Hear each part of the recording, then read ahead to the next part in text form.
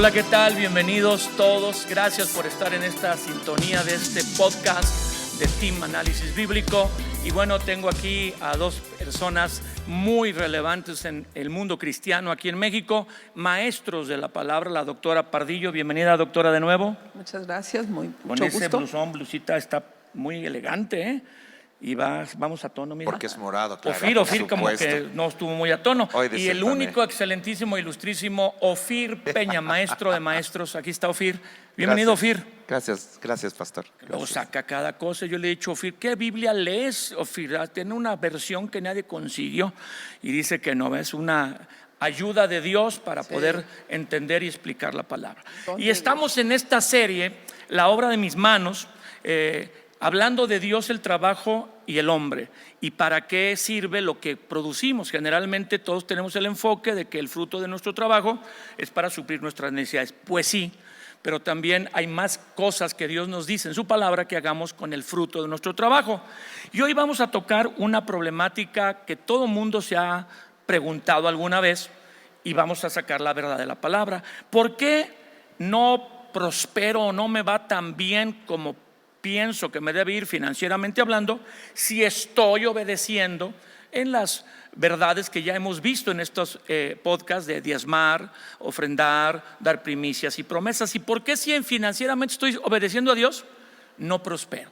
Doctora, hay una porción en la Biblia, en 3 de Juan 1:2, que es una porción de oro, por así decir, en la Biblia, que es muy importante, pero que no muchos la entienden, ¿no? ¿La pudiera leer y podemos platicar sobre esa porción?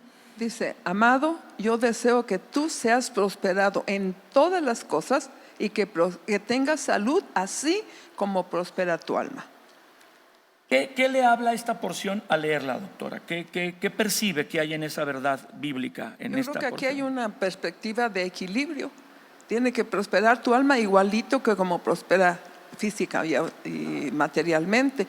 Más nosotros queremos el lado material, Nada más. pero se nos olvida el otro lado espiritual o el lado del alma. Como que está ligado, ¿verdad, doctora? ¿Sí? Dice que seas prosperado en todas las cosas, así como prospera tu alma. hay proyección, tiene que ser igual, o sea, es equilibrio.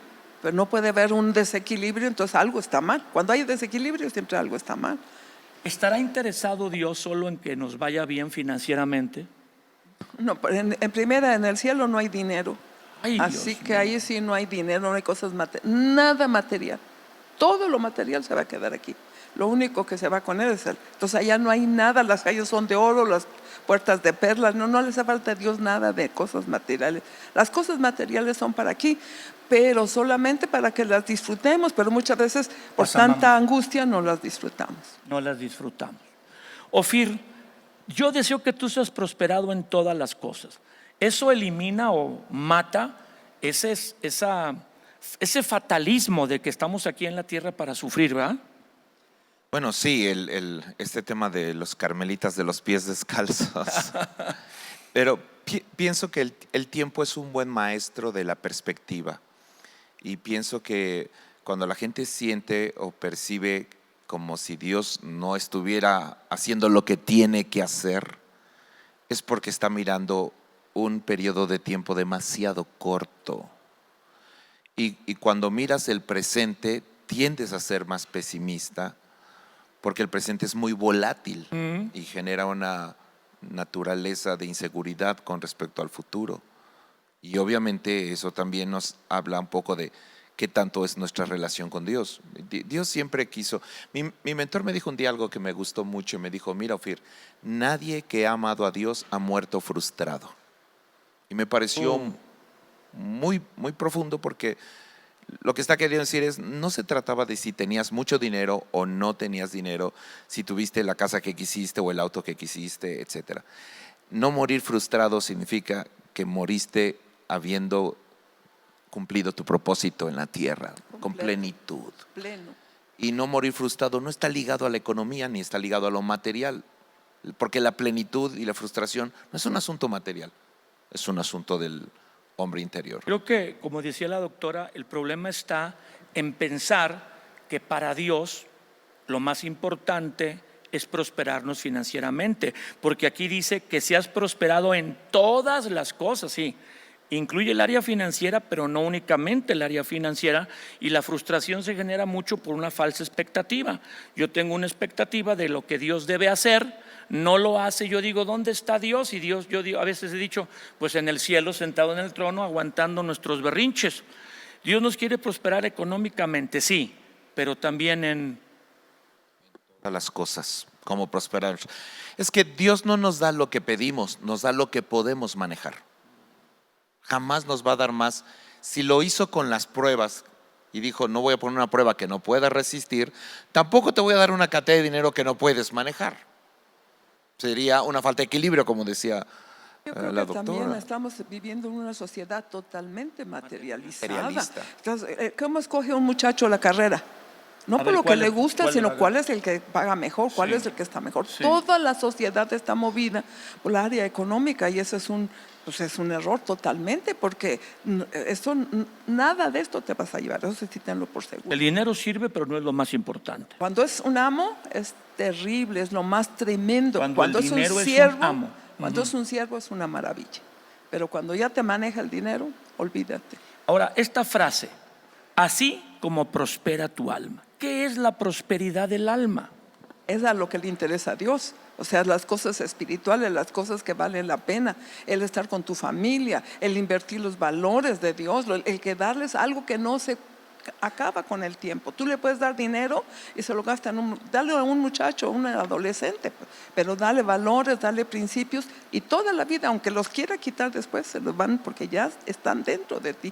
Yo creo que la prosperidad del alma va no con ninguna cosa material, Ajá. sino con las cosas que no se ven, las cosas que son eternas, las cosas que son duraderas y aún para este mundo los valores, porque los valores morales están aquí. Y están en desuso y en decadencia. Completamente, porque nos Porque hay estamos en mucho esa enfoque mentalidad en el materialismo. materialista. La prosperidad del alma, Yo lo definiría así, es darle propósito divino a un talento natural. Porque Dios le dio al hombre, Romanos 12 dice que Dios le dio al hombre talentos naturales. Luego Corintios 12 dice que el Espíritu le dio al hombre dones.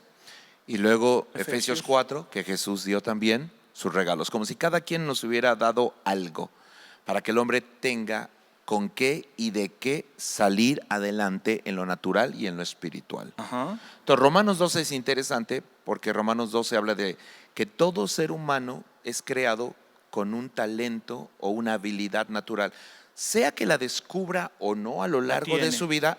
Eso puede tener que ver con si hubo un elemento en que los padres le ayudaron a descubrirla, si él. Yo conocí personas que yo los vi en mi adolescencia, dibujaban precioso, y uno dice si él hubiera cultivado eso. habría podido vivir. Yo creo que Dios le da a cada ser humano una habilidad o un talento, o más de uno, para que tenga de qué vivir, aún sin conocerle. Porque es un Dios amoroso. La bondad de Dios. Pero cuando le añades propósito divino a un talento natural, entonces el alma y el espíritu entran a la cancha de juego de la prosperidad en ese sentido. Hay gente que es próspera porque le dio a algo natural o algo, le decimos terrenal, pero es de Dios. Al final de cuentas, esa habilidad y esa gracia, Dios no. ¿Qué tienes que no te haya sido dado? Dice la Escritura. En mi opinión, el alma significa este elemento. La capacidad de hacer fructificar un don o un talento que Dios te ha dado, usarlo con propósito. Con un propósito divino. Divino, con un propósito. Porque también hay propósitos diabólicos Sí, claro. y propósitos muy egoístas y personales. Pero el propósito divino es lo que hace que el alma prospere bien. Y ahí me viene una pregunta que, si bien pudiéramos tocarlo, no creo que es muy interesante, porque creo que estamos tocando algo que está haciendo de ayuda. Espero que esté siendo de ayuda para usted, porque la palabra de Dios es para vivirla, no solo para acumular conocimiento. Hay entre el legajo cristiano, las corrientes cristianas hoy, ese ataque a enseñar que Dios te quiere bendecir y prosperar, y le llaman la falsa doctrina de la prosperidad. Es que ellos predican la prosperidad. No es que se enseñe la prosperidad, porque aquí dice: yo deseo que tú seas prosperado en todas las cosas. Y lo contrario a eso es llegar a creer como los indígenas antes de la conquista aquí en México, que los dioses están siempre airados.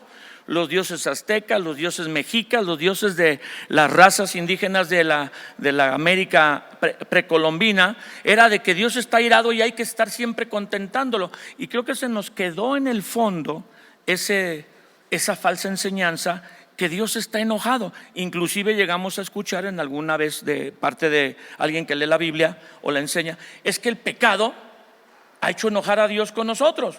Y es contrario, porque Dios está enojado con el pecado, pero al hombre lo ama. ¿Qué sería la falsa doctrina de la prosperidad? O sea, es que se enseña una prosperidad desbalanceada, como decía la doctora, o no integral, y cuando se enfoca solo la enseñanza bíblica en prosperidad material, sería la falsa prosperidad. Sí, yo creo que también tenemos que reconocer que es riqueza, porque a veces tenemos dos conceptos totalmente A ver, diferentes. doctora. Yo creo que rico es aquel que puede disfrutar lo que tiene. Uy, Entonces, ese sí es rico. Vas a comerte un taco y te lo comes con toda la angustia, te comes un filete miñón y con todo. O sea, cada quien en el nivel que está, pero que disfrute lo que tiene. no Yo es creo la que acumulación de recursos. de ninguna manera, yo creo que eso es lo único. Es rico materialmente, pero pobre. Claro, exactamente. Por eso dice aquí, amado, yo deseo que tú seas hospedada y que tengas salud. También. Porque sin salud, pues, Sí. aunque tengas millones de Steve pesos. Jobs tenía todo el dinero del mundo y no se sé, murió sin claro, salud. claro. Entonces yo creo que es un equilibrio completo. Dios es integral. Dios no nada más nos quiere bendecir un área, Dios quiere ser integral. Entonces cuando Jesús le dijo a Pedro, es necesario que sufra y que... No, hombre, no te vas a hacer sufrir. Entonces, ¿qué le dijo Señor? Apártate de mí, Satanás. Entonces, las cosas que te impiden, nada más que dan prosperidad y todo, pues ¿de dónde O viene? sea, hay una verdad doble, Claro. como una moneda que tiene dos caras. Hay bendición y prosperidad, pero hay sacrificio, sufrimiento y entrega. Y es un balance. Claro, siempre. Y si ha escuchado usted esa expresión, es que la doctrina de la prosperidad, esos que predican la doctrina de la prosperidad, entonces se supone que hay que predicar que hay que ser pobre No, tampoco. y sufrido. Es que son los desequilibrios. Satanás siempre nos lleva arriba abajo, pero el equilibrio siempre, la pesa justa es la que le gusta a Dios, la pesa equilibrada. justa. Entonces no podemos estar diciendo, ¿cómo va a ser que Dios se glorifique en que estés En nuestros amolado y que nunca sufrimientos, tengas y siempre. que nunca que estés... No, Dios nos... Y la historia del pueblo de Israel sí es de aflicciones y de los hombres de Dios, pero de muchas bendiciones. Claro. O sea, Nada más ve el pueblo judío, es uno de los más Más ricos. prósperos del mundo. la doctrina de la prosperidad. Ya cuando alguien dice la doctrina, yo ya me pongo así porque quiere debatir algo religioso, pensamientos humanos que no están realmente, están sacados de la Biblia, pero no son la Biblia. ¿Has escuchado eso, Ofir? ¿Te ha tocado? Sí, sí, por supuesto. Mi opinión personal cuando leo y cuando lo veo es que está basado en un error de la relación con Dios. Porque la doctrina de la prosperidad, o sea, la palabra doctrina tiene su Enseñanza. significado. Así que la frase desde el punto de vista meramente lingüístico no está mal, nada más que sea corrompido, ¿no? Pero creo que la clave, lo que separa una cosa de la otra, es la dinámica de la relación con Dios. Eso es lo que corrompe toda doctrina al final. Entonces, si lo quisiera probar de una forma, lo diría así. La doctrina de la prosperidad descansa en una idea del hombre de relacionarse con Dios de manera contractual. Un contrato. Sí, yo tengo que hacer esto para que tú hagas esto. Y eso en la Biblia no existe. Una obligación hacia Dios. Contractual. Es un tema de este es tu beneficio y este es mi beneficio. Creo que eso no existe. Creo que eso es una mala interpretación bíblica. El manejar, ligar la prosperidad a una mentalidad de contrato es muy bajo, muy terrenal. Y voy a decir por qué.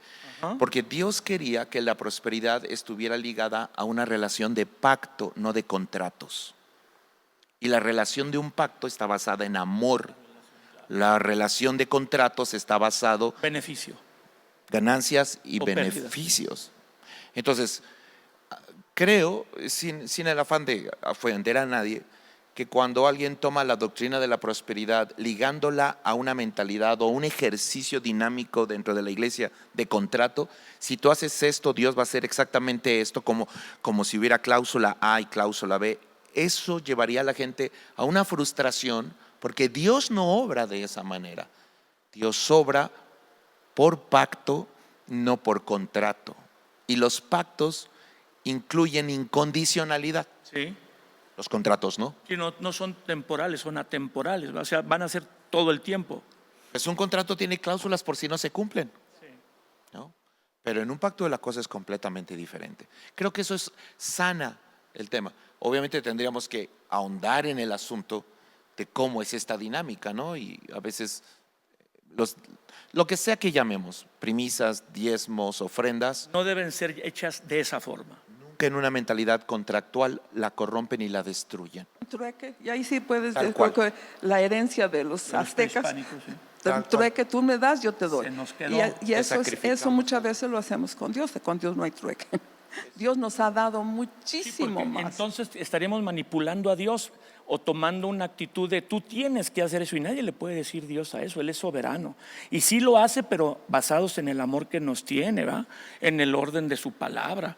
Pues esta porción de la Biblia que es de las más conocidas, hablando de por qué no prospero si estoy obedeciendo en todos los principios del dar, está siendo respondida porque es una actitud de contrato y porque Dios, dice la doctora, no está buscando solo nuestro bien material. El bien del alma involucra muchas cosas y dijo la doctora, ser rico no es tener mucho dinero o acumular una gran cuenta con muchos ceros, es disfrutar. Y ahí es donde a veces la sabiduría de la gente sencilla y del campo las ve uno más felices con poquito que el súper rico con muchísimo. Este está más rico porque disfruta lo que tiene, está con su familia, las abraza, juega béisbol o fútbol el sábado, come rico, le saben bien los frijoles, pero pues está disfrutando la vida. Hay otra porción que nos pega mucho en la Biblia al respecto de esto y es el Salmo 73, que he sabido, me llegó por ahí, la leyenda dice que es uno de los favoritos del excelentísimo e ilustrísimo Ofir. A ver, Ofir, si nos ayudas tú leyendo una parte y la doctora otra, son muchos versículos los que podríamos leer y vamos a hacer los comentarios adecuados. Tenemos un buen tiempo todavía antes de terminar esta transmisión, este podcast. Salmo 73, del 1 al 17. Si quieres tú comenzar del 1 al 8 y la doctora del 9 al 17, ¿te parece? Bien. Adelante. Ciertamente es bueno Dios para con Israel, para con los limpios de corazón. En cuanto a mí, casi se deslizaron mis pies, por poco resbalaron mis pasos, porque tuve envidia de los arrogantes, viendo la prosperidad de los impíos, porque no tienen congojas por su muerte, pues su vigor está entero. No pasan trabajos como los otros mortales, ni son azotados como los demás hombres. Por tanto, la soberbia los corona, se cubren de vestido de violencia, los ojos se les saltan de gordura, logran con creces los antojos de su corazón, se mofan y hablan con maldad de hacer violencia, hablan con altanería, ponen su boca contra el cielo y su lengua pasea la tierra. Por eso Dios hará volver a su pueblo aquí, y aguas en abundancia serán extraídas para ellos. Y dicen, ¿cómo sabe Dios? ¿Y hay conocimiento en el Altísimo? He aquí estos impíos, sin ser turbados del mundo, alcanzaron riquezas. Verdaderamente en vano he limpiado mi corazón y lavado mis manos en inocencia, pues he sido azotado todo el día y castigado todas las mañanas. Si dijera yo, hablaré como ellos, he aquí a la generación de tus hijos engañaría. Cuando pensé para saber esto, fue duro trabajo para mí, hasta que entrando en el santuario de Dios, comprendí el fin de ellos. Pues la leyenda era verdad, doctora. No solo es el salmo favorito del pastor Ofir, sino se le olvidó darle a usted la mitad de los versículos. Estaba bien emocionado. Ay, de verdad, me lo eché todo. Qué bueno, qué bueno, qué bueno. Está bien, se explica muy que bueno. le gusta. Pensé que doctora, Yo creo que el versículo clave es el último. él es claro. Hasta que entrando en el santuario de Dios comprendí el fin de ellos. Dios nunca tiene la vista aquí. Dios siempre tiene la vista en la eternidad. O sea, nosotros somos muy cortitos de ver las cosas nada más de aquí. A Dios le interesa ya. Y yo creo que este es el clave para todo esto. Decía Ofir en su participación hace un momento que el problema de la prosperidad es que vemos a corto plazo nosotros, Claro. y Dios no lo ve así. Ve que a veces cuando tenemos más tiempo para entender lo que Dios quiere hacer en nosotros, veremos realmente el deseo de Dios de que nos bendiga y nos vaya bien en todo. Pero si estás emocionado, excelentísimo Ofir. Y es una de mis salmos favoritos. A ver, suéltanos las perlas de oro. Bueno, lo de que gran pasa precio. es que el Salmo 1 y el Salmo 13 narran cómo la mente de un hombre puede trastornarse tan rápido. Porque el Salmo 1 dice, bueno es Dios para con los de limpio corazón. Y el 13 dice, en vano es que tenga el corazón limpio. Dices, ¿qué le pasó en 13 versículos a ese hombre? Porque Asaf no tiene un historial malo. De hecho, no hay ¿Quién es nada. Asaf? El líder de alabanza del rey David. Y no se le ve un historial ni conflictivo ni complicado, pero sí una crisis que él no había calculado y que le tuvo que vivir. Algunos dicen, pero esto no está en la Biblia, así que yo no lo puedo más que, pero algunos dicen que tiene que ver con la forma en la que dice, si yo hablaré como ellos, estaba refiriéndose que alguien le hizo algo y eso lo llevó a la situación de que sus pensamientos se desordenaron. Yo estoy por haciéndolo completo. bien y no me va tan bien como aquel que lo hizo mal y mira cómo le va de ¿O bien. por qué me está yendo mal a mí?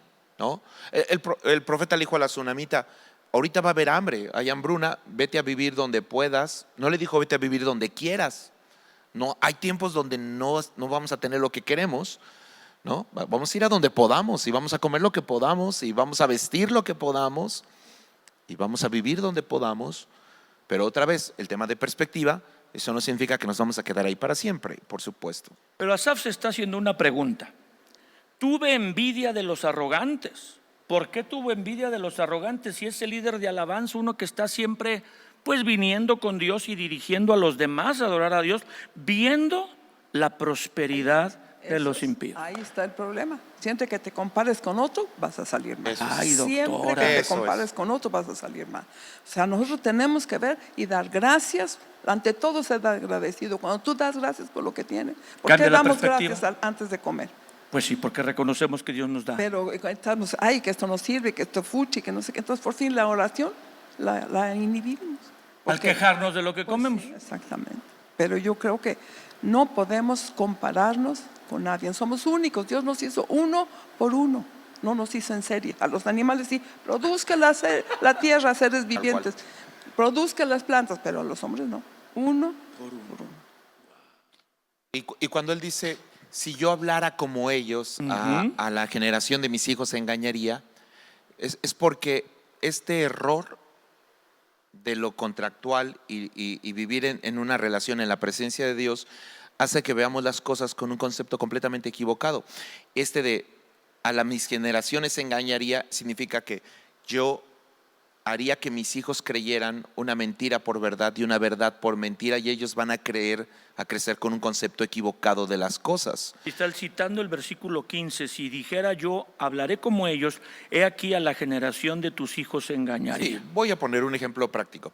Si alguien me roba en un negocio y entonces yo le digo a mis hijos, nunca confíes en nadie, entonces estoy convirtiendo una mentira o una herida en una verdad para mí. Falsa. Y le estoy heredando un concepto equivocado a mi siguiente generación. Y ellos crecen creyendo que eso es una verdad, pero en realidad es una mentira, fruto de lo que a mí me tocó vivir. Pero así se distorsionan muchas cosas en la vida. Por ejemplo, cuando hablamos de nuestra relación con Dios, por usar el ejemplo del diezmo, por ejemplo. La Biblia dice que el diezmo es adoración. ¿Sí? Si lo vemos desde el ámbito de la vida contractual, el diezmo es dinero. Pero desde el punto de vista del pacto, el diezmo es solamente ¿qué cosa? Es adoración. Pues toda la entrega de las finanzas es adoración. Entonces, o debiera ser. Si yo diezmo como parte de un contrato, entonces voy a esperar que Dios tiene que hacer algo. Pero si diezmo como parte de un pacto o creyendo que es adoración, entonces tengo el concepto correcto en mi vida. Y esa es la parte que uno debe de cuidar, que eso es lo que le pasó a Asaf En algún punto dijo, no ha valido la pena todo lo bueno o todo lo bien porque que me he alguien portado. le había hecho algo malo y hizo de su experiencia una constante para todo. Y creo que no es el ejemplo solo de Asaf. Creo que todo ser humano se hace esta pregunta. Yo estoy haciendo en mi criterio porque es las cosas bien, y por qué aquel que se ve que no, los impíos, dice al principio, las está haciendo mal, le va bien, porque estamos midiendo también el bienestar o la bendición de Dios solo en economía, no en otras cosas. No, claro que. Y yo quisiera tomar este versículo en una, a ver si no salgo de la Biblia, pero dice, si dijera yo, hablaré como ellos, ya está queriendo ser como el mundo. Compararse con el mundo. He aquí, a la generación de tus hijos se engañaría. Yo le pondría a poner, por ejemplo, si yo estoy enseñando a mis hijos que vean solamente el bien material, el bien, las cosas de afuera, ¿qué te dicen los muchachos de ahora? Yo no me pongo esos tenis patito, yo me pongo De marca y entonces y caro. y si yo no puedo comprarlos, tengo que hacerlo porque tienen que entrar en ese nivel. Pero yo creo que yo engañaría a mis generaciones. Yo tengo que ubicar también a mis hijos en la libertad preciosa de vivir con lo que Dios nos ha dado. Pero Asaf aquí nos mete a todos en su dilema, nos mete a todos en su propio inquietud, pero también nos resuelve cómo él aprendió. Dice, fue duro trabajo para mí, y sí lo es, pensar que no vale la pena honrar a Dios, vivir haciendo las cosas que agradan a Dios porque no te va bien, porque la perspectiva, el enfoque de lo que Asaf estaba haciendo, por lo que le haya pasado, porque se comparó, no lo ayudó, hasta que entrando en el santuario, en la presencia, comprendí el fin de ellos. Y luego los salmos, los versículos que no alcanzamos a leer, has puesto sus pies en deslizaderos, en asolamiento los harás caer, han sido asolados de repente, perecieron. Pues sí, dicen los profetas de Televisa, Ofir, los ricos también lloran, nada más que simulados con una buena vestimenta, un buen perfume y arriba de un Ferrari, que dicen que se llora mejor arriba de un Ferrari que en la calle. Pareciera que no sufren, pero toda persona sufre, hasta los ricos sufren. En Apocalipsis lo dijo. Tú dices, Soy soy rico, pero me he enriquecido y de ninguna cosa tengo necesidad, pero no sabes que eres un pobre, ciego, cojo, desventurado y desnudo.